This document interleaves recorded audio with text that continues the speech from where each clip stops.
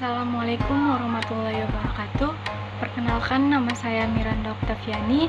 Saya berasal dari Prodi Informasi Perpustakaan dan Kearsipan NIM 19026067, mata kuliah Skema Klarifikasi Arsip. Baik, di sini saya akan membahas tentang skema klarifikasi arsip. Di dalam skema klasifikasi arsip, yang pertama ada pemberkasan arsip, yang kedua ada peralatan, yang ketiga ada kode klasifikasi, yang keempat ada indeks, yang terakhir ada tanda kembali arsip. Di sini yang pertama kita akan membahas apa itu klasifikasi arsip.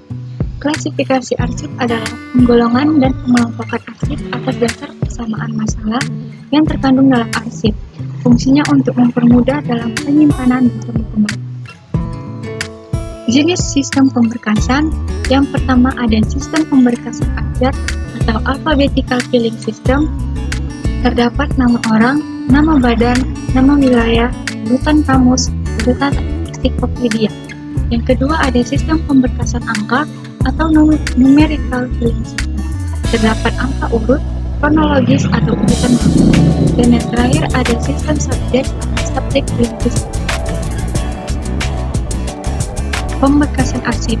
Pemberkasan arsip adalah cara atau metode penyimpanan arsip secara sistematis ke dalam peralatan menurut aturan yang telah direncanakan.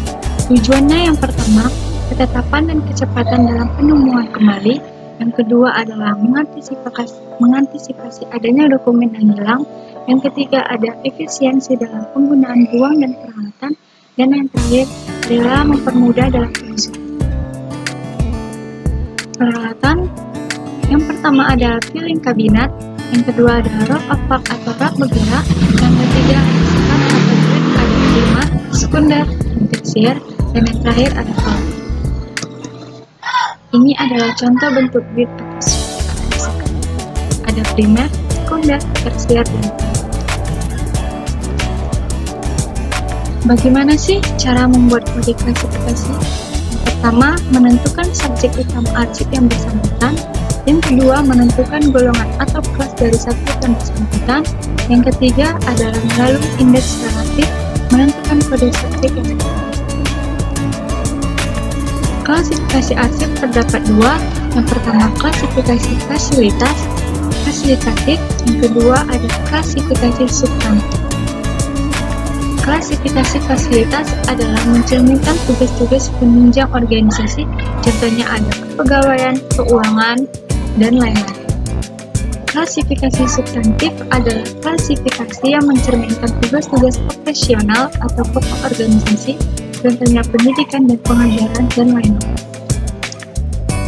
Adapun contoh fasilitatif, ini adalah surat izin cuti tahunan.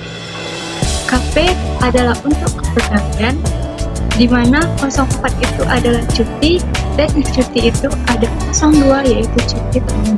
Jadi adalah KP cuti 0402 adalah cuti tahunan. Kemudian ada contoh substantif, yaitu adalah penghargaan sertifikat. Di dalam penghargaan sertifikat itu ada di PD, pendidik dan tenaga kependidikan, ada di 02 penghargaan dan perlindungan, ada di 00 yaitu penghargaan, jadinya PD.0200 penghargaan. Indeks adalah suatu tanda pengenal berkas atau judul berkas, fungsinya untuk membedakan antara berkas yang satu dengan berkas lainnya atau juga untuk mempermudah dalam penemuan dan penyimpanan arsip. Aturan mengindeks, yang pertama dasar untuk menentukan ketetapan mengindeks, ada nama yang paling penting pada korespondensi, nama kepala surat yang paling tepat diindeks. Jika nama instansi dan penandatanganan surat sama pentingnya, maka nama instansi yang dijadikan indeks.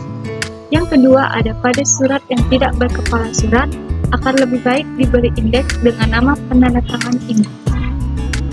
Yang ketiga, pada surat keluar, nama yang paling penting adalah nama yang dikirim atau yang dikirim.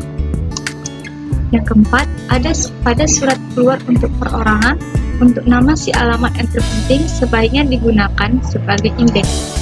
Yang kelima, jika masalah khusus akan digunakan dalam pemberkasan, harus disertai nama instansi dan nama individu.